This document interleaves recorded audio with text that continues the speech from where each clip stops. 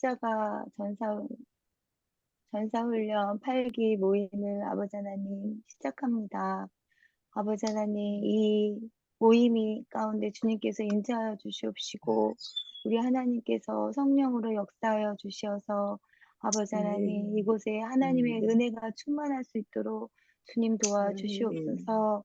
아버지 하나님, 이 모임은 정말 하나님을 사랑하고 정말 십자가를 사랑하는 자들만이 이곳에 모였습니다. 아버지 하나님, 저희들이 소망하고 갈망하고 하나님께 더욱더 가까이 나아가고자 아버지 하나님 선택받은 하나님의 백성임을 아버지 하나님 믿고 감사를 드립니다. 아버지 하나님 선택받은 저희들이 정말 하나님을 기쁘시게 하고 하나님께 영광 올려드리는 십자가의 전사로 굳게 세워질 수 있도록 주님 허락하여 주시고 주님 도와주시옵소서. 이 모임을 통하여서 저희들의 믿음이 더욱더 강건하여지고 저희들의 모든 자아가 아버지 하나님 죽어지고 또 죽어져서 정말 하나님의 영혼의 폭포수에 아버지 하나님 푹 잠길 수 있도록 주님 허락하여 주시옵소서. 저를 이끌어 가시는 우리 김준구 목사님이 영육간의 강건함으로 주여 함께하여 주시옵시고 드보라 선교사님과 차영희 선교사님이 아버지 하나님 섬기시는 그 가운데에도 하나님께서 영육간의 강건함으로 주시옵시고 하나님께서 은혜 충만히 내려 주시옵소서. 오늘 말씀을 전하실 이승주 목사님 주님께서 함께하여 주시어서 전하는 입술은 육신의 입술이나 그 안에서 흘러나오는 하나님의 말씀은 성령 우리 하나님의 말씀 되게 하여 주시옵소서. 그래서 그 말씀을 통하여서 저희들의 심령이 변화를 받고 30배, 60배, 100배의 열매를 얻어 하나님께 영광 올려드리는 아버지 하나님 저희들이 될 수 있도록 주여 도와주시옵소서. 아버지 하나님 지금은 시작 시간이 옵니다. 끝나는 시간까지 우리 하나님 주관하여 주시고 다스려 주시고 우리 하나님께서 함께하여 주시옵소서.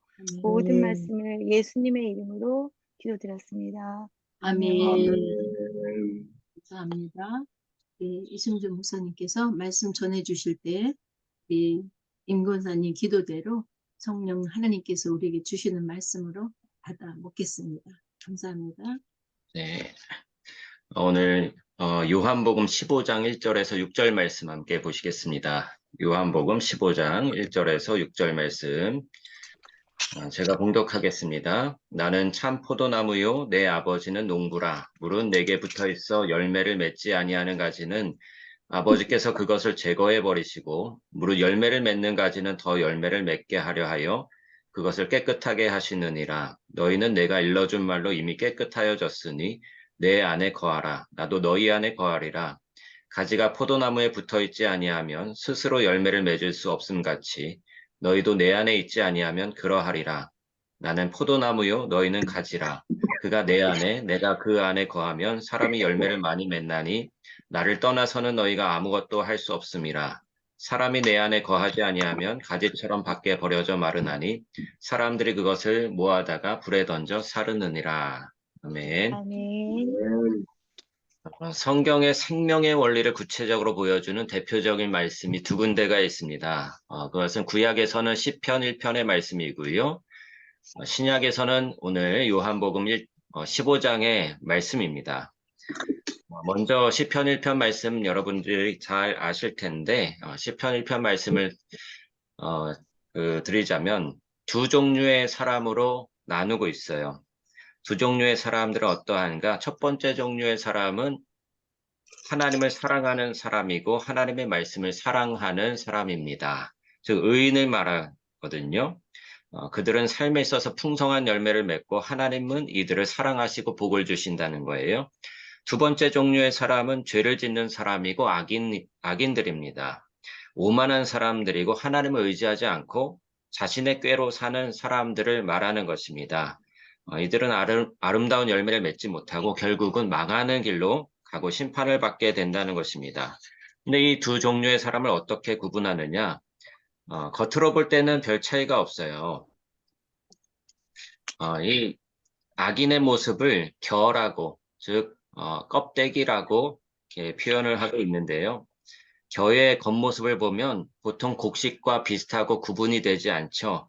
그런데 악한 사람들은 키질을 할 때 곡식은 바닥에 떨어지고 겨는 바람에 날아가 버리는 것처럼 문제와 환란이 있을 땐 날아가 버리고 실족한다는 것입니다. 평소에 믿음이 있는 것 같은데 어려움이 오면 믿음이 사라지고 원망과 불평을 합니다. 겉으로는 그 내면의 모습을 분별하기가 어렵지만 겉으로는 똑같이 예배드리고 기도하고 신앙적인 언어를 사용해서 이야기하지만 퀴즈를 할 때 그 상태가 드러나는 거예요. 그들이 실제적으로 믿음을 가지고 있지 않고 실제적으로 주님을 알지 못하는 모습이 퀴즈를 통해서 드러나게 되는 것이죠. 그러면 의인이 되어서 열매를 맺는 비결은 무엇이냐? 그것은 하나님의 말씀을 기뻐하고 묵상하는 것입니다. 저는 시냇가에 심은 나무가 철을 쫓아 열매를 맺으며 그 잎사귀가 마르지 아니함 같으니 라고 해서 말씀을 묵상하는 삶을 시냇가에 심긴 나무로 비유하고 있습니다. 시냇가에 심긴 나무는요, 뿌리가 거대한 수원지에 연결되어 있는 거예요. 언제나 항상 수분을 공급받을 수 있습니다. 그래서 항상 뿌리가 물에 닿아 있다는 것, 이것이 그 나무가 열매 맺는 비결인 것이죠. 여기서 말씀을 묵상한다는 것은요, 단순히 성경을 많이 연구하고 많이 암송한다는 것만을 의미하는 게 아닙니다. 이것은 말씀의 주인 되시고, 말씀 자신이신 하나님과 충분히 교제하며 누리는 것을 의미하는 것입니다. 하나님을 누리는 것, 하나님과 교제하는 것, 주님과 항상 연결되어 있는 것, 이것이 바로 열매를 맺는 유일한 비결이고 원리라는 것입니다. 세상에 흉년이 있어도 가뭄이 있어도 거대한 수원지에 뿌리가 닿은 나무는 열매를 맺듯이 항상 주님과 연결되어 있는 신자는 어떤 환난과 시험이 와도 여전히 열매를 맺더라는 것이죠. 그런데 시편 본문은 말하기를 철을 쫓아 열매를 맺으며 라고 말씀해서요. 열매가 열리는 때가 있다는 것을 알려주고 있습니다. 겨울에는 열매를 맺을 수가 없어요. 뜨거운 바람이 부는 여름에도 열매를 맺지 못합니다. 이때는 조용히 인내하면서 열매의 때를 기다려야 합니다. 인내하고 그 훈련과 고난을 통과할 때 곧 열매의 계절이 오는 거예요. 그때 지난 시절의 어려움들을 통과한 것을 기뻐하면서 하나님께 열매로 영광을 돌리게 되는 것입니다. 그리고 오늘 요한복음 15장 말씀에서도 생명의 원리를 동일하게 알려주고 있는데 먼저는 하나님께서 우리에게 열매를 요구하신다는 사실을 주의해야겠습니다. 그리고 주님께서 이 열매 맺는 비결도 알려주고 계시거든요. 그것은 주님 안에 거하는 것이죠. 4절 말씀에 보면 내 안에 거하라 나도 너희 안에 거하리라 가지가 포도나무에 붙어 있지 아니하면 스스로 열매를 맺을 수 없음 같이 너희도 내 안에 있지 아니하면 그러하리라 말씀하고 있습니다. 그리스도인들은 주님 안에 거하고 있으면 주님의 열매를 맺게 되는 거예요. 그것은 곧 성령의 열매죠. 사랑과 희락과 화평과 양선과 절제와 충성과 같은 주님에게서 볼 수 있는 향기롭고 아름다운 인격의 열매를 맺게 되는 것입니다. 그 사람이 아름다운 사람이기 때문이 아니라 그 사람이 가지가 잘나서가 아니라 오직 그 사람 안에 역사하시는 주님의 영광이 풍성하기 때문에 주님 안에 거하고 있는 사람에게는 주님이 나타나게 된다는 말씀입니다. 가지에는 두 가지 문제가 있을 수 있어요. 첫 번째는 더러움의 문제입니다. 이것은 병충해가 생기는 것을 말하죠. 벌레가 잎사귀를 갉아먹고 열매를 갉아먹고 있다면 좋은 열매를 맺을 수가 없잖아요. 그래서 농부가 약을 뿌리고 직접 벌레를 잡기도 하면서 가지를 깨끗하게 하는데요. 이것은 우리 신자들이 죄의 문제나 여러 가지 약점의 문제를 가지고 있음을 말합니다. 그런데 주님께서 너희는 내가 일러준 말로 이미 깨끗하여졌으니 라고 말씀하셔서 주님이 가르치신 말씀을 통해서 죄가 처리되고 약점이 처리되었다는 것을 알려주고 계십니다. 그런데 이 더러움의 문제보다 더 심각하고 근본적인 문제는 무엇이냐? 연결의 문제라는 거예요. 더러움의 문제는 생명의 문제가 아니고 약간 더럽기는 해도 부실하긴 해도 어느 정도 열매를 맺을 수 있거든요. 그런데 더 근본적인 문제로, 근원적인 문제로 연결이 끊어지면 가지가 아무 쓸모가 없어서 밖에 버려져 마르고 또 사람들이 그것을 모아서 불에 태워버린다는 것입니다. 이것은 연결이 끊어진 것이죠. 근본적인 생명으로부터, 나무로부터 연결이 안 돼 있으면 죽음에 이르게 된다는 것입니다. 예화를 들어보겠습니다. 어떤 사람이 공중에 매달려 있어요. 높은 산에서 등산하다가 실족해서 줄 하나에 대롱대롱 매달려 있어요. 근데 그 줄을 놓치면 떨어져 죽게 됩니다. 근데 이 사람이 그 줄에 매달려 있는 상태에서 나쁜 행동을 하는 거예요. 욕을 하고 화를 내고 자기를 밀친 사람 또는 자기를 붙잡아 주지 않은 사람에 대해서 원망하고 이럴 때 그건 죄이고 나쁜 행동이죠. 하지만 그렇게 한다고 해서 그가 죽는 것은 아니에요. 그 상황에서 줄을 놓는다면 죽게 되는 것이죠. 줄을 놓는 것은 윤리적인 죄는 아닐지 모르지만 그를 죽음에 이르게 하는 것입니다. 사소한 악도 나쁘지만 줄을 놓아버리는 것, 주님과 연결이 끊어지는 것은 생명의 문제가 달린 것입니다. 오늘날 많은 신자들이 스스로의 힘으로 열매를 맺기 위해 애쓰고 노력하고 고생을 합니다. 이 두 번째 근원적인 연결이 끊어진 문제 때문에 첫 번째 더러움의 문제도 동시에 나타나게 되는 것이죠. 주님과 연결이 끊어진 채 스스로 애쓰고 스스로 노력해서 열매를 맺고자 하는데 아름답고 선한 열매를 맺게 되는 것이 아니라 주님의 일을 한다면서도 더러운 것들을 내뿜게 되는 거예요. 우리는 자주 좌절을 합니다. 은혜를 받은 후에 다시 넘어지고 죄를 짓지 않기로 마음을 먹은 후에도 다시 죄를 짓고 그런 모습을 보면서 좌절을 합니다. 하지만 좌절할 필요가 없는 거예요. 우리는 주님의 이 말씀에 주의를 기울이기 원합니다. 15장 5절 말씀. 나는 포도나무와 너희는 가지니 나는 포도나무요 너희는 가지라. 그가 내 안에 내가 그 안에 거하면 사람이 열매를 많이 맺나니 나를 떠나서는 너희가 아무것도 할 수 없음이라. 항상 주님을 붙들지 않으면 아무것도 할 수 없다는 것이죠. 하나님께서 바로 그런 모습으로 우리를 창조하셨다는 것을 기억해야 하겠습니다. 우리 몸은 완전하지 않잖아요. 날마다 먹어야 살 수 있고 호흡을 해야 살 수 있잖아요. 그런데 먹는다는 것, 호흡한다는 것으로 부끄러워하고 괴로워하는 사람이 있겠습니까?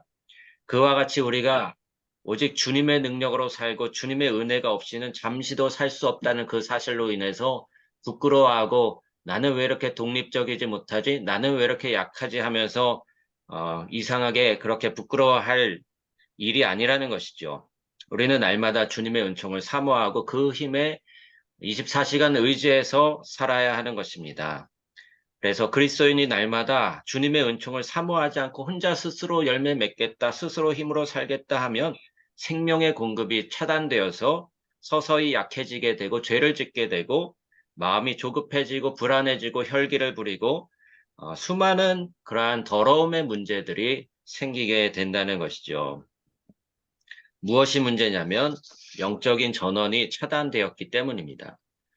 만일 우리가 삶에서 나쁜 열매를 맺고 아름다운 열매를 맺지 못하고 있다면 대부분의 경우 주님과 연결이 끊어졌기 때문이라고 우리가 진단할 수 있겠습니다. 그럴 때 좌절할 필요 없이 다시 주님께 나아가 주님과 연결과 교제를 회복하면 되는 것이죠. 우리의 믿음이란 한순간으로 끝나는 것이 아니라 평생 간절하게 붙잡고 사모해야 하는 것입니다. 하나님을 계속해서 갈망하고 주님을 추구하는 것, 그것이 우리의 믿음 생활이 아닌가 생각합니다. 예배가 끝났다고 주님을 기억해서 잊어버리지 마시고요. 기도 시간에만 기도하고 예배 시간에만 예배하는 자가 아니라 항상 기도하고 범사에 감사하고 또 하나님을 항상 의지하는, 항상 기뻐하고 하나님의 뜻 가운데서 주님을 붙드시는 저와 여러분이 될 때에 하나님께서 우리 안에 주님의 형상을 나타내시고 또 아름다운 열매가 풍성하게 맺혀지는 풍성한 삶, 다른 사람들에게도 그리스도의 향기를 나타내는 삶이 될 줄 믿습니다. 기도하시겠습니다. 감사하신 아버지 하나님, 시편 1편과 요한복음 15장 말씀을 통해서 주님께서 우리에게 생명의 원리를 알려주셨습니다. 늘 주님과 연결되어서 주님께로부터 생명과 사랑을 공급받을 때에 우리의 삶에서 주님이 나타나며 주님의 아름다운 열매가 맺혀진다는 그 원리를 깨우쳐 주시니 감사합니다. 한순간에 은혜 받은 것으로 만족하는 것이 아니라 매일매일 매 순간 주님을 붙잡고 주님과 함께 동행하고 주님의 이름을 부르면서 어떤 환난과 어려움이 올지라도 열매를 풍성하게 맺는 주님의 사람들로 삼아 주시옵소서. 감사드리며 예수님의 이름으로 간절히 기도드립니다. 아멘. 아멘. 네. 감사합니다. 귀한 말씀 감사드립니다. 우리 이승주 목사님. 네, 우리 2부는 우리 김진구 목사님께서 진행해 주시겠습니다. 예, 우리 이승주 목사님 말씀 전해주셔서 감사하고, 우리 서정선 목사님 감사합니다. 반갑습니다. 우리 이승주 목사님은 정말 우리 십자가 전사 훈련을 먼저 받으신 분으로 아주 성실하게 또 그 십자가의 도를 목회에 적용하면서 또 교회에서 또 목회 길을 잘 가고 있는 목사님이십니다. 그리고 또 우리들 위해서 기도도 많이 하시고, 그리고 앞으로 또 이 십자가 전사를 이끌어 가실 차세대 지도자예요. 그래서 여러분 기도 많이 해주시고, 오늘 또 그 십자가의 도에 있어서 아주 중요한 본문들 중에 또 한 본문인 요한복음 15장 말씀을 이렇게 잘 또 그 연결이라는 코드로 잘 전해주셔서 정말 감사합니다. 오늘 이승주 목사님 말씀을 좀 기억하면서 여러분에게 내가 잠깐 함께 좀 나누고 싶은 메시지가 하나가 있는데, 오늘 아침에 우리 신동갑내교에서는 사도행전 18장을 가지고 설교를 했어요. 그 사도행전 18장은 사도 바울이 제2차 선교 여행을 이렇게 마무리하는 과정의 이야기인데, 제1차 선교 여행은 아시아 지역, 그 아시아 터키 지역에서 선교를 했고, 또 예루살렘에 와서 예루살렘 회의를 참석하고 그 이방인의 할례 문제 때문에 제1차 예루살렘 회의가 소집됐을 때, 사도들의 회의가 소집됐을 때 거기에 참석하고 다시 안디옥에서 다시 파송을 받아서 2차 선교 여행을, 그리고 이제 또 3차 선교 여행까지 하면서, 그리고 나중에는 로마로 압송되고, 그런 이야기들이 사도 바울의 이렇게 행적인데, 이 18장은 이제 고린도에서의 선교거든요. 근데 고린도에서 1년 6개월을 선교했어요. 그 사도 바울이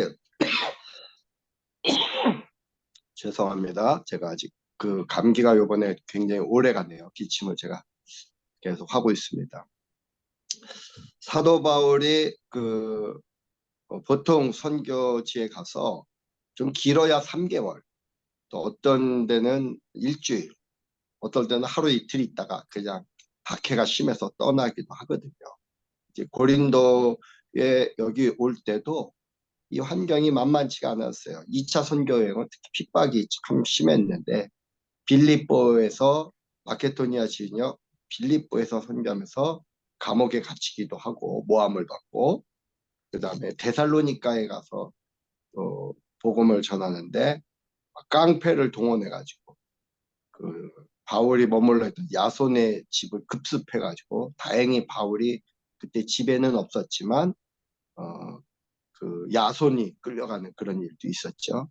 그리고 바울이 그냥 허겁지겁 거기서 도망을 또 치고, 그래서 베레아에 갔는데 거기서도 또 그 데살로니가에 있는 그 깡패들, 건달들이 거기까지 쫓아와서 유대인이 고용한 사람들이 복음 전하는 걸 해방하고, 그래서 거기서도 또 쫓겨나서 도망을 가고, 거기서는 이제 디모데와 실라를 두고 혼자만 도망을 갑니다. 그리고 아테네 지역에 가서 또 열심히 복음을 전했지만 거기서 결실이 별로 없고 논쟁만 이야기하고, 그리고 아쉬운 마음을 가지고 고린도에 온 거예요.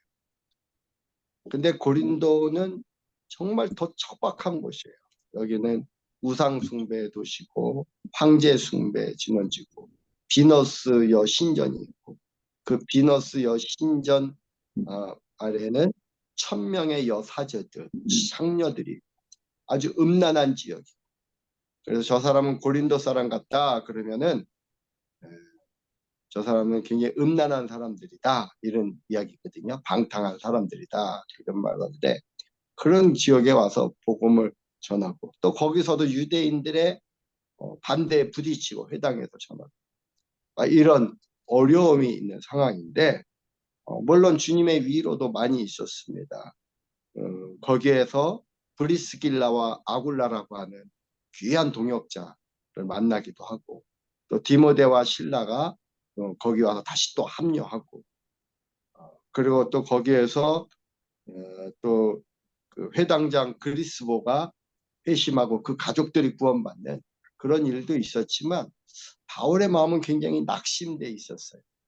계속 핍박이 심해지고 이게 하루 이틀도 아니고 가는 곳곳마다 핍박이 있고 유대인들에게 배척을 받으니까 내가 잘 가는 건가. 바울도 흔들린 것 같아요. 많이 흔들리고 낙심이 되고 하나님께 기도하면서 내가 이 길을 계속 가야 됩니까? 내가 잘 갑니까? 근데 어떨 땐 기도도 안 나오는 거예요. 그래서 그냥 뚱 해가지고 그냥 말도 못하고 그냥 멍하니 가만히 앉아 있는데 밤중에 환상이 막 주님이 나타나셔서 말씀하기를 두려워하지 말며 침묵하지 말고 말하라. 더 이상 복음을 전하다 보니까 자꾸 박해를 받으니까 말하기도 싫은 거예요. 전도하기도 싫은 거예요. 근데 침묵하지 말고 말하라. 내가 너와 함께 있으니 어떤 사람도 너를 대적하여 해롭게 할 자가 없을 것이니 이는 이 성중에 내 백성이 많음이라. 이 음성을 듣게 됐다는 거죠. 그래서 바울이 거기서 용기를 얻고 1년 6개월 동안 그 척박한 땅 고린도에서 복음을 전하면서 말씀을 가르치면서 1년 6개월을 머문 것이죠. 그리고 그 아테네에서는 결실이 별로 없어요. 고린도에서는 결실이 많았습니다. 그리고 교회가 대형 교회로 성장해요. 소위 대형 교회. 그리고 심지어는 예루살렘 교회가 어려울 때 고린도 교회 성도들에게는 헌금을 니네들로 많이 보내라 막 이렇게 말할 정도로 교회가 많이 성장하는데 제가 여러분과 잠깐 나누고 싶은 말씀은 십자가의 길이란 이런 거예요. 십자가의 길은 내가 선택한 것 같지만 아닙니다. 주님이 우리를 선택한 거예요. 그래서 이 길은 피할 수 없는 길이에요. 주님이 우리에게 고난이 오는 것은 우리가 미워서 뭘 잘못해서 고난이 오는 것이 아니라 우리가 제대로 가도 우리를 더 거룩하게 하기 위해서 우리 안에 찌들어 있는 그 가증한 것들, 더러운 것들, 때를 주님이 이렇게 씻기기 위해서 우리에게 고난이 있는 것이고 우리를 더 겸손하고 더 정결하고 온유하고 정직하게 주님의 성품을 닮아가도록 또 성령에 압도되는 그 임재 속에서 우리가 성령의 권능으로 살아가도록 우리를 세워가기 위해서 고난이 있는 거지 또 우리가 절대 뭘 잘못해서만이 아니라 물론 잘못했을 때 주님께 책망도 받고 꾸중도 듣지만 고난은 꼭 우리가 뭘 잘못해서만 받는 건 아니다. 바울도 뭘 잘못해서가 아니에요. 열심히 복음을 전하는데 고난이 계속 있는 거예요. 그때 바울은 포기하지 않은 게 있어요. 기도를 포기하지 않았습니다. 하나님과 그게 연결이죠. 기도가 하나님과 연결된 연결줄이에요. 우리가 지금 기도하고 있다. 우리가 지금 깨어 있다. 그러니까 기도를 형식적인 기도를 하는 게 아니라 정말 갈망하면서 주님의 손을 잡혀서 손을 내미는 거죠. 그러면 주님은 언제나 우리를 향해서 손을 내밀고 있어요. 먼저. 우리가 손을 내미는 순간 주님은 우리의 손을 언제든지 잡고 계신 거를 우리가 그때 확인하는 거예요. 기도하면서. 그리고 우리가 처한 환경이 아무리 척박한 환경이라도 그건 아무 문제가 되지 않습니다. 기도하는 자. 그러니까 십자가의 길을 간다는 것은 모든 환경이 주님이 허락하신 환경을 수용하는 거예요. 그리고 그 가운데서도 오히려 감사하고, 왜냐하면 하나님의 뜻이 있다는 거예요. 이런 고난받는 뜻이 있고 이런 척박한 환경에 있는 하나님의 계획이 있다는 거예요. 아멘. 그리고 가장 귀한 위로는 주님이 우리와 함께 한다는 겁니다. 아멘. 십자가의 길을 걸어가는 우리와 함께 한다는 거예요. 아멘. 그러면 주님이 우리와 함께, 그거면 충분한 거예요. 그러면 반드시 열매가 있는데 그 열매는 주님과 함께 가기 때문에 주님이 기뻐하는 열매가 맺어지는 거예요. 아멘. 그런데 주님과 동행하지 않는 자들은 열매에 대해서도 미혹당합니다. 자기가 원하는 뭔가 성취했을 때 그게 열매라고 착각하는 거예요. 근데 그건 열매가 아닙니다. 그것 때문에 나중에 결국 좌절하게 돼요. 하나님이, 주님이 기뻐하지 않는 열매를 우리가 맺었던 그 열매를 다시 제거시켜요. 또 좌절이 또 맞는 거예요. 여기 우리가 이제 제시 펜 루이스 이 책도 보게 되는데, 제시 펜 루이스가 십자가의 길을 걸어가면서 제대로 된 열매를 그때부터 맺기 시작했다 그러거든요. 근데 그전에는 자기가 많은 열매를 맺고 사역의 결과가 뭐 많은 걸 한 줄 알았지만 결국은 그게 아니었다는 거죠. 생명을 구원하지 못한 거예요. 자기에게 생명이 없기 때문에. 근데 십자가의 길을 걸어가면서 생명이 뭔지를, 이제 진정한 그리스도의 생명이 뭔지를 알게 됐다는 거죠. 여기서 연결됐다는 것은 그냥 단순하게 그 물리적 차원에서 이렇게 붙어 있는 것만을 의미하지는 않잖아요. 그 나무에 가지가 붙어 있는 것도 그 제대로 붙어 있다는 것은 어떤 반창고로 아니면 테이프로 이렇게 붙여놨다고 해서 열매를 맺는 건 아니잖아요. 생명의 관계예요. 그 뿌리에서부터 올라오는 영양분을 계속해서 공급받고 호흡하면서 그 가지가 점점 자랄 때 그 열매가 있는 거지. 그, 그 나무 줄기와 그 교류가 안 되면 가지가 결국은 자라지도 못하고 그리고 열매도 없고, 그래서 그 가지는 잔리움을 받게 되는 거죠. 오히려 버림을 받게 되는 거죠. 그래서 여러분이 십자가의 길을 걸어갈 때 그 정말 간절한 기도, 그 갈망의 기도, 정말 주님의 은혜를 구하는 기도, 결국 은혜지요, 은혜. 십자가의 길을 걸어가는 것도 은혜인데 그 기도가 멈추지 않으면 반드시 여러분을 통해서도 정말 풍성한 열매가 있고, 단순한 교회 성장이 아닙니다. 저도 교회 부흥을 원하지만 제가 원하는 부흥은 단순히 교인들의 숫자가 늘어나는 게 아니라 진짜 크리스천들, 생명이 있는 크리스천들, 또 한 명이라도 교인 수가 더 이상 늘지 않는다. 그 교인이 생명이 흘러나오지 않았는데 어느 날부터 그 한 사람에게서 생명이 막 풍성하게 흘러나오기 시작하는 게 부흥이에요. 저는 여러분을 통해서 또 주님의 부흥을 보는 거예요.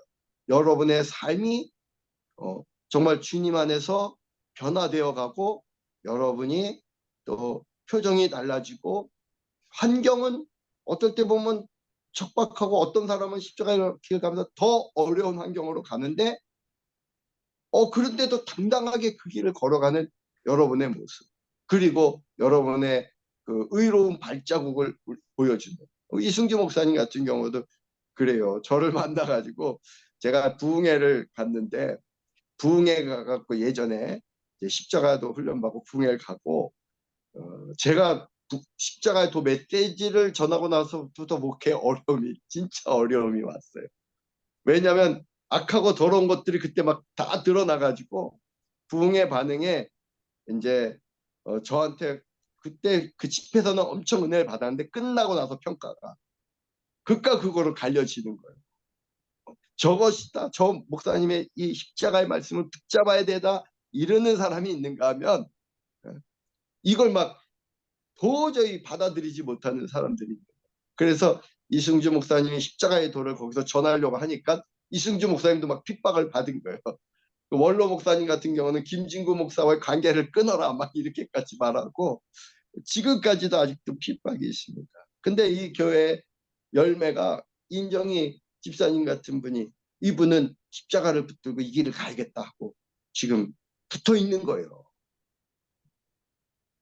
근데 이게 진짜 생명의 역사예요. 교회 무난하고 고난도 없고 그냥 때가 되면은 따박따박 월급도 나오고 그게 십자가의 길이 아니고 고난이 있어도 생명의 열매가 있고 생명의 길이 참 감사한 건 이승주 목사님이 그 어려운 정말 제가 봐도 너무나 어렵고 교회가 정말 그 빚도 많고 막 이런 교회에서 정말 매일매일이 죽어서 살아야 되는 그런 환경인데 거기서도 뚜벅뚜벅 이 길을 가는 그 모습은 주님의 역사거든요. 그래서 이렇게 아멘. 이승주 목사님을 통해서 임정희 집사님을 통해서 주님이 일하시는 걸 이게 보게 될 때 너무 감사한 거죠. 저는.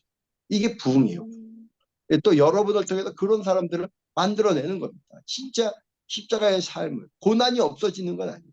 근데 그 고난을 뚫고 나갈 수 있는 생명력, 진짜 살아있는 생명력을 우리가 경험하게 되는 거죠.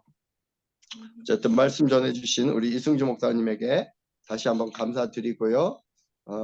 여러분 책 이번 텀에는 어떤 책을 읽었습니까? 그 영혼의 폭포수 다 읽으셨나요? 네. 이번에 뭐 읽었어요? 임정희 집사님? 영혼의 폭포수요. 영혼의 폭포수. 네.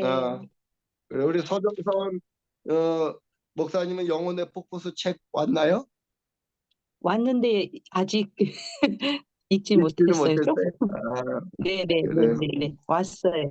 왔어요. 예, 부지런히 또 읽으시기 바랍니다. 책이 조금 그게 네네. 어려울 수는 있어요. 왜냐면은 잔느경의 자서전이에요. 그것도 또 하나의 자서전인데 약간 시적인 표현이 되어 있고 또 영적으로는 좀 더 깊은 얘기를 거기서는 하고 있거든요. 그 자기의 삶 거기에서 십자가의 길을 걸어가는 사람을 폭포수에다가 이렇게 비유를 한 거예요. 저도 이제 그 우리 드보라 선교사님도 저를 위해서 기도하다가 물을 봤거든요. 많은 물, 수정 같은 물을 환상 중에 봤는데 저도 이제 물에 대한 환상이 많아요. 강물, 이런 환상이 많은데 잔느기 형도 그 강물에 대한 환상으로 자신의 삶을 쫙 비춰본 거예요. 폭포수.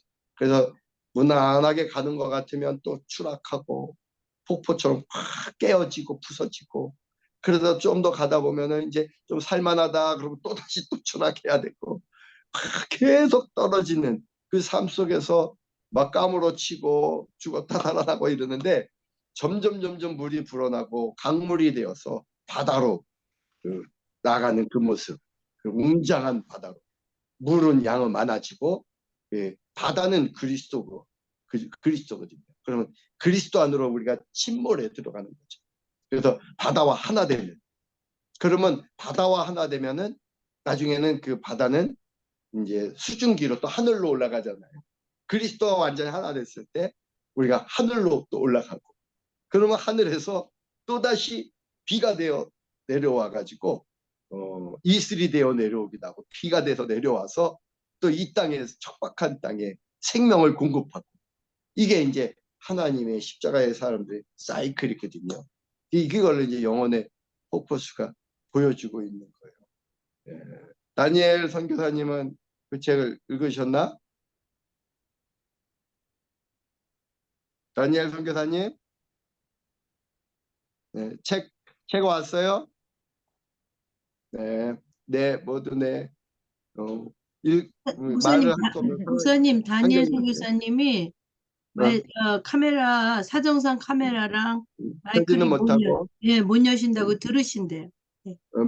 말도 못하는 건가? 네네 그러신가 봐요. 책도 오지 않았고 오세민 선교사님이시죠? 네네. 예. 네, 오세민 책을 선교사님. 제가 보내드렸는데 거기서 보관 기간이 지났다고 다시 반송이 된다고 이렇게 문자가 왔어요. 보관 기간이 지났다고? 그러면 네, 거기서 못 받은 건가? 책이? 아직 저도 못 받았거든요. 반송도. 네, 아마 선교사님한테 제가 보내드렸는데 이게 좀 지연될 수 있다 하더니 이게 뭐 보관 기간이 지났다 하면서 반송된다고 이렇게 문자가 왔거든요. 그래서 그래요. 다시 한번 보내드려야 될 것 같습니다. 제가 반송 된 거 받으면요. 예, 뭔가 착오가 있었던 것 같은데 어쨌든 참 이게 너무 귀한 책이기 때문에 읽기가 힘든 것 같아요. 정말 귀한 책입니다. 그러니까 여러분 그 오면은 어, 저기 오세민 선교사님도 꼭 읽으시고 서정선 목사님도 이번에 꼭 읽으시기 바랍니다. 우리 임정희 집사님 이 네, 책을 읽은 이야기를 좀 어디까지 다 읽으셨나요? 아니면 어떻게 말씀해 네, 보시죠. 뒤에 아주 조금만 남고 다 음, 읽었는데요. 음, 그, 하나님께 선택받은 저희들은 하나님께 다 모두 맡겨드리고, 하나님께서 인도하시는 대로 우리의 생각과 우리의 자아가 모두 사라지고, 부서지고, 없어지고, 그냥 하나님께 모두 내어 맡기는 그런 삶을 살아갈 때, 하나님께서 기뻐하시고 영광이시다라는 그런 내용으로 저는 결론을 이렇게 음, 이 책을 읽고 내렸어요. 그래서 정말 어, 목사님이 늘 얘기하시는 그 자아가 십자가에 못 박아 죽고 오로지 십자가로만 살아가는 그 삶이 정말 하나님께서 원하시고 기뻐하시는 그런 삶이다라는 것을 또 다시 한번 책을 읽으면서 깨달았습니다. 그래서 어, 오늘 우리 이순주 목사님께서 또 설교 말씀 중에도 말씀하셨는데 24시간 정말 오로지 주님만 바라보고 나의 생각은 다 내려놓고 주님이 인도하시는 대로 주님의 생각대로 주님의 뜻대로 그렇게 살아가야겠다라는 그런 다짐을 하는 책이었습니다. 감사합니다. 네. 감사합니다. 어쨌든 네. 어, 우리 임정희 집사님 그래도 한국에 있는 특권입니다. 한국에 있으니까 네.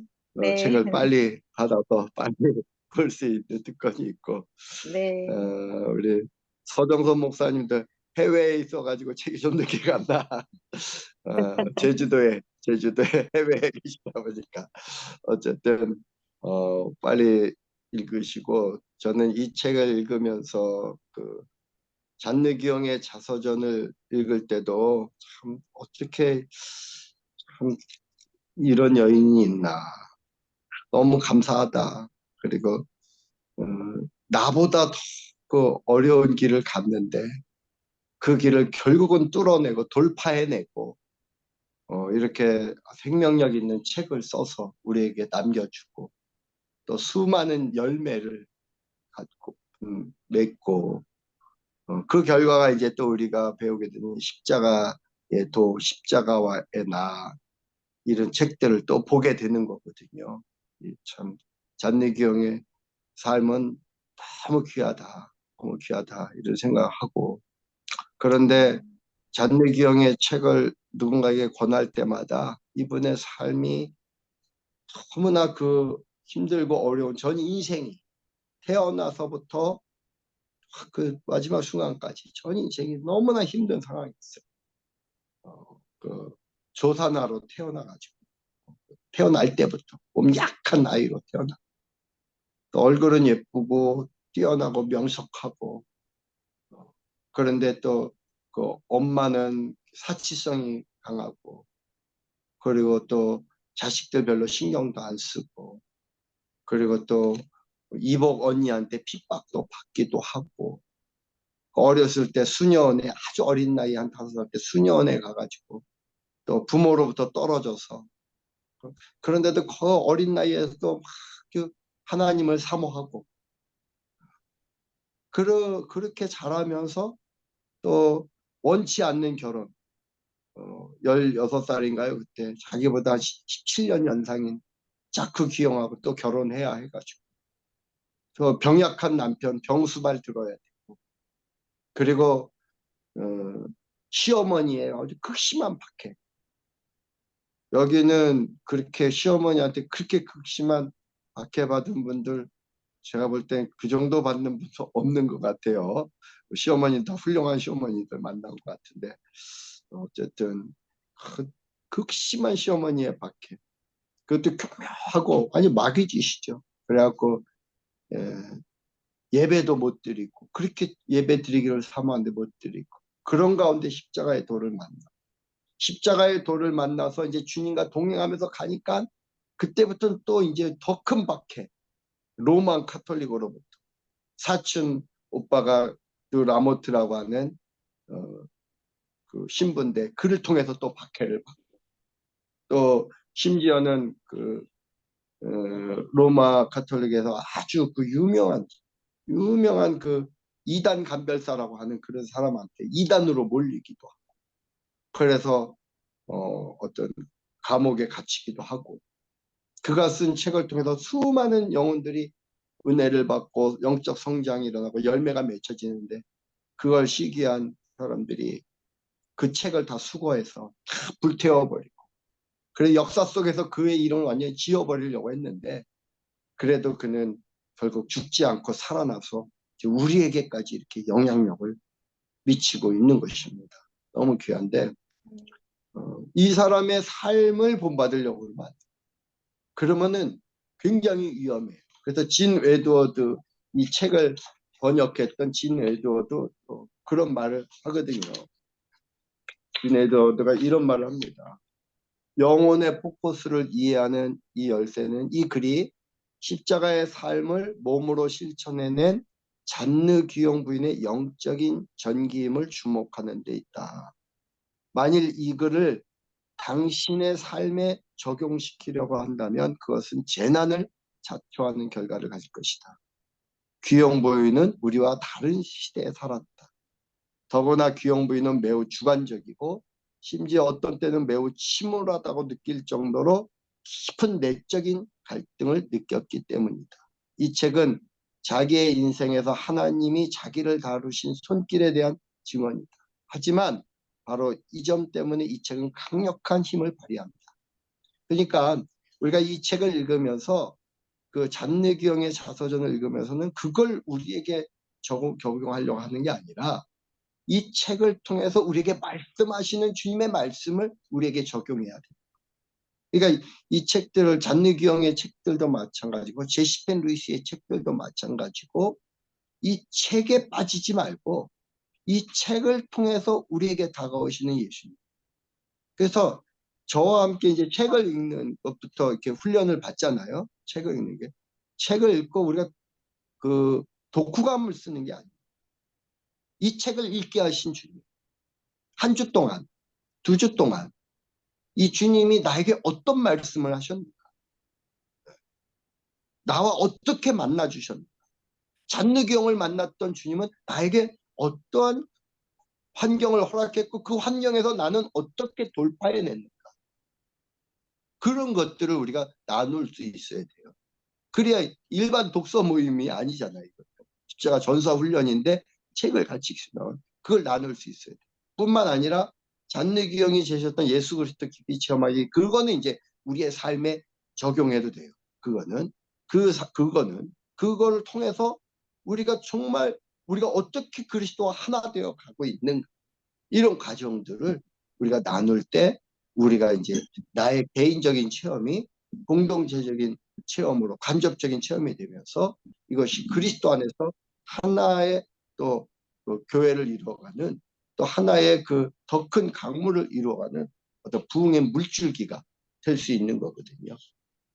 어쨌든 영혼의 포커스 이 책을 여러분 나름대로 또 시간 되는 대로 주어진 대로 바로 읽으시고 다음 주에는 오자마자 바로 독파를 하셔요. 독파를 하시고 그 다음에 이제 좀 진도를 나가야 될 것 같아요. 십자가의 도라는 책은 다 있죠. 십자가의 도, 제시펜 루이스의 십자가의 도를 머리말부터 1장 십자가의 중심성 거기 1장까지 이번 한 주간 읽어주시고 그것들을 좀 정리해서 이 십자가의 도 이 책들은 이 메시지인데 십자가 메시지인데 이거는 우리가 이렇게 딱 머릿속에 입력이 먼저 되고 그것이 내 삶으로 체험이 되고 그리고 이것이 남들에게도 이 내 간증과 함께 그 메시지가 될 수 있어야 돼요. 그러면 무기가 됩니다. 이 자체가. 정말 여기서 뭐 이제 잔내경이 이제 십자가의 이런 말을 하거든요. 십자가는 하나님이 우주를 다스리는 데 있어서 그 모든 면에서 중심축 역할을 한다. 이런 말을 할 때 이 말이 그래 맞아 그래 이해가 될 듯 말 듯 이게 아니라 진짜 이게 내 메시지가 돼야 돼. 진짜 내 고백이 돼야 돼. 잔누경의 이런 고백. 오늘날 그리스도인들이 진리의 올바른 관점과 균형을 잃어버리고 막다른 골목에서 헤매는 이유는 바로 이 십자가의 구심점으로부터 벗어났기 때문입니다. 이런 메시지들이 살아있는 말씀으로 내 안에서 정리가 돼야 내가 남한테 이걸 강력하게 전할 수 있는 거예요. 이대로. 그러니까 십자가의 메시지거든요. 그러니까 이게 이제 제2단계 훈련은 우리가 영적으로 무장하는 거잖아요. 무장하는 게 메시지로 무장하는 거예요. 그리스도의 말씀으로 십자가의 도라는 말씀으로. 그러니까는 그렇게 읽어내셔야 돼요. 한 주 동안 어떤 공감이 되는 말씀, 하나님 이 말씀이 내 안에 양식이 되고 내 살이 되고 피가 되고 그래서 다시 나를 통해서 생명이 되어 흘러나가기를 바랍니다. 이런 마음으로 또 경험도 시켜주시고 더 큰 계시, 또 이 잔내경이 책으로 쓸 때 그 책에 다 표현하지 못한 이면의 메시지가 있습니다. 그런데 그런 메시지도 읽으면서 기도하면서 보면 들을 수 있어요. 그럼 그런 걸 또 같이 나누는 거예요. 나는 이렇게 보면서 이 메시지가 이렇게 이해됐고 주님이 나에게 이렇게 말씀하셨고 그렇게 나눌 수 있어야 돼요. 그래서 우리가 1단계에서 훈련받았던 그대로 요 한 챕터를 가지고 한 주 동안 씨름하면서 매일 단톡방에 올리고 오늘 내가 몇 페이지까지 읽었는데 몇 페이지까지 읽는 과정에는 이 메시지가 나에게 굉장히 도전이 됐다. 그런 것들을 나누고 그리고 한 주가 끝날 때 금토쯤에는 여러분이 정리를 해가지고 한 주 동안 이 메시지와 씨름한 걸 정리해서 훈련소에 밴드에다 올려주시고 그래서 이번 주부터는 이 십자가의 도가 제대로 이제 좀 2단계 훈련에 제대로 진입을 했으면 좋겠습니다. 할렐루야. 네. 아멘. 우리 서경선 목사님은 그러면 이번 주간에는 뭐 어떤 우리 훈련 교재와 관련된 어떤 책을 좀 읽은 게 있나요? 뭐를 읽었나요? 저요? 음. 제가 이제 좀 많이 바쁘긴 했어요. 죄송해요.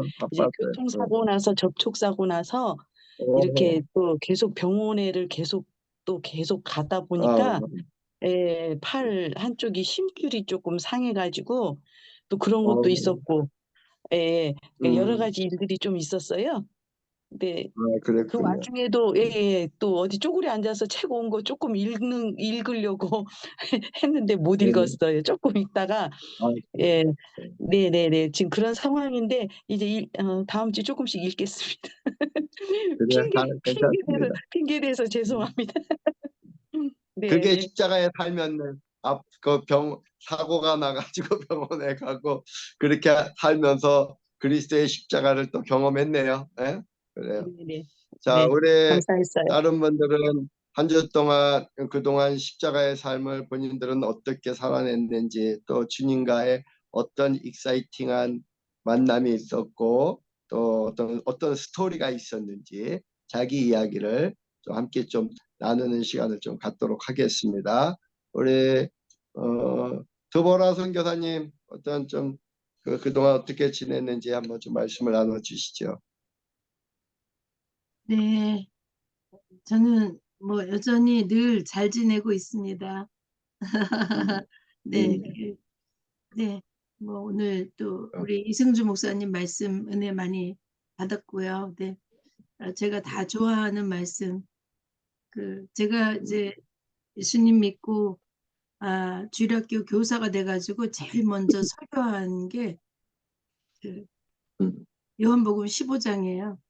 네, 네, 그때 옛날 한 30년 전 그때 생각도 하면서 너무 목사님 말씀 감사하고 네 정말 이 예수님과 연결돼서 살아가면은 예수님을 섬기고 믿고 그렇게 하는 게 너무나 쉬운 거, 너무나 쉽고, 근데 거기 이제 그걸 몰랐을 때는 너무나 어렵죠.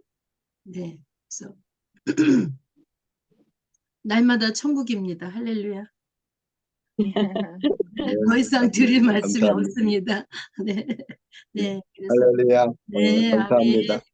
그리고 또 우리가 너무 많은 은혜를 받으면은 이게 표현이 잘 안 되고 그런 경우도 있거든. 정리를 안 하면 표현하기도 어렵고 그럴 때도 있습니다. 근데 우리 십자가 전사 훈련생들은 훈련을 받는 과정 중에 자기 가족 이야기도 할 수 있어야 되고 교회 이야기도 할 수 있어야 되고 그러면 우리가 이렇게 서로가 기도하면서 왜냐면 우리들의 삶 속에서 어려움이 가장 많은 비중을 차지하는 게 가정 이야기. 그 다음에 교회, 직장 이야기. 그쵸? 그래서 사람들과의 어떤 부딪힘의 이야기. 거기서 하나님의 역사를 체험한 그런 것들을 이렇게 이제 세밀하게 나누면은 그러한 나눔을 통해서 우리는 하나 돼. 동물들은 그런 게 잘 안 돼요. 그냥 교미나 하고 그냥 그러지 이렇게 대화를 이렇게 하는 건 없어요. 별로 그렇게 깊이. 제가 또 우리 공작새 2마리 키우지만 그냥 가만히 멀뚱멀뚱 옆에 있고 앉아 있고 저기 뭐야 그 교미할 때 되면은 막 달라붙기나 하지 둘이 이렇게 조곤조곤 대화 나누고 이런 건 없더라고. 근데 우리 집은 보면은 우리 아내가도 만나면은 계속 밤에 자기 전에도 대화를 나누고 또 교인들하고도 대화를 나누고 또 여기서도 이렇게 대화를 나누니까 우리 인간은 이렇게 하나가 되게 이게 말이 영성이라는 거예요. 말. 그래서 말을 통해서 우리 인간들은 하나가 되는데 마귀도 이 말을 더럽혀서 우리를 타락시키는 거예요. 그래서 거룩한 대화가 이렇게 주어지면 그게 거룩한 사귐입니다.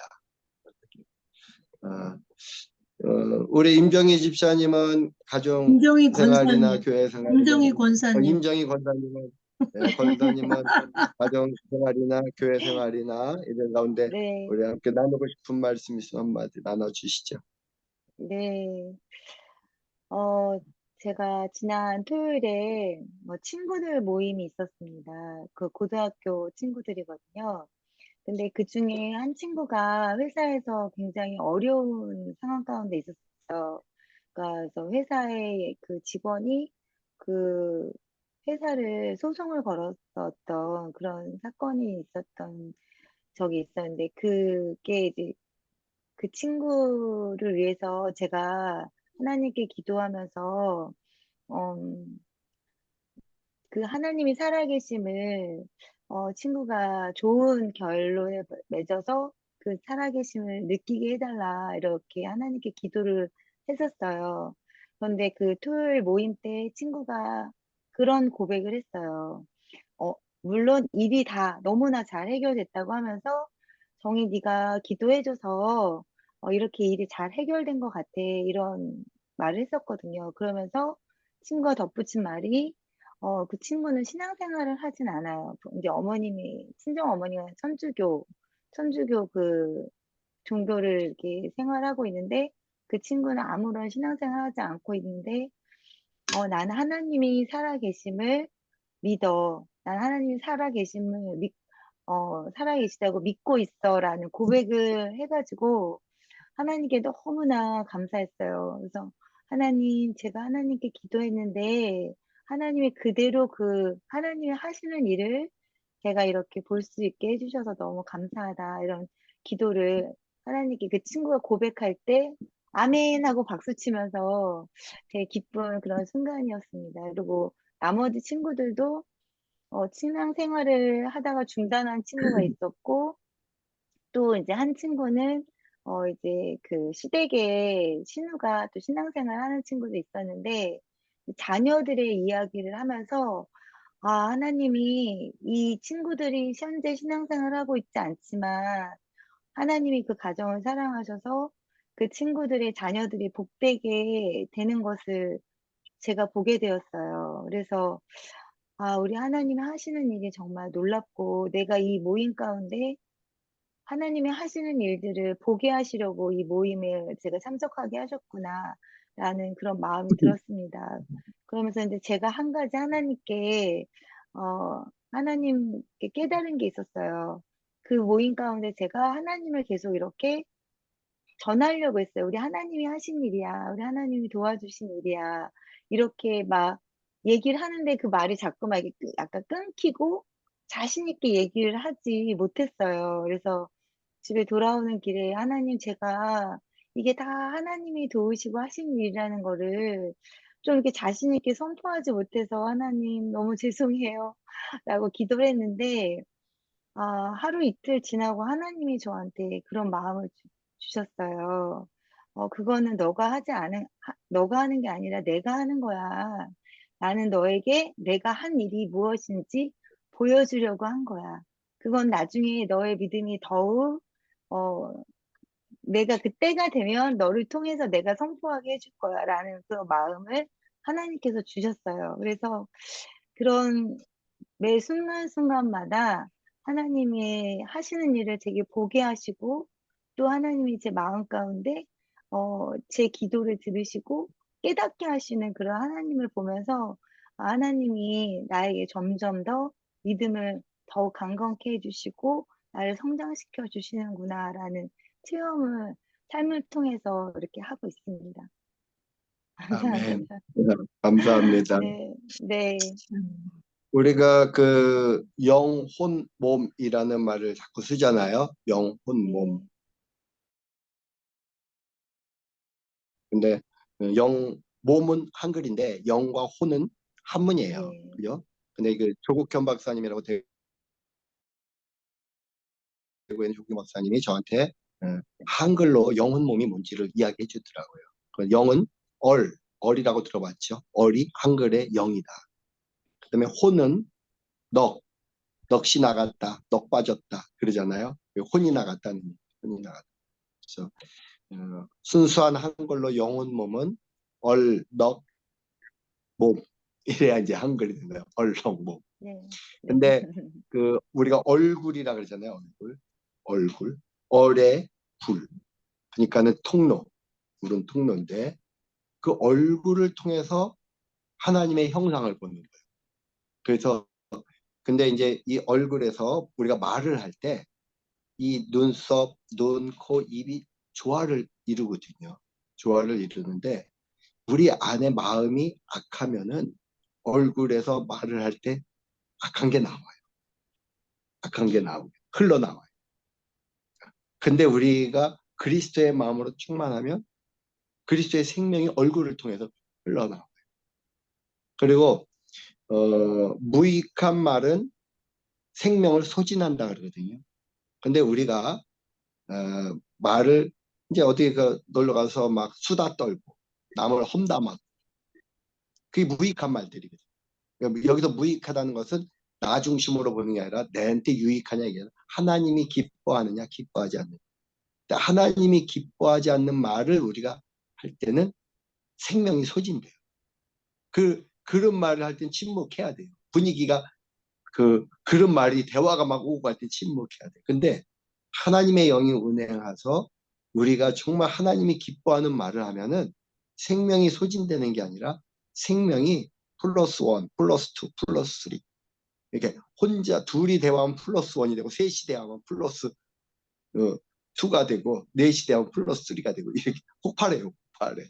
그래서 이게 대화할 때 막 영적인 깊은 대화할 때는 어떤 귀한 하나님이 기뻐하는 말을 하는 사람들은 얼굴을 이렇게 잘 보면은 그 마음 자체가 우리에게 막 생명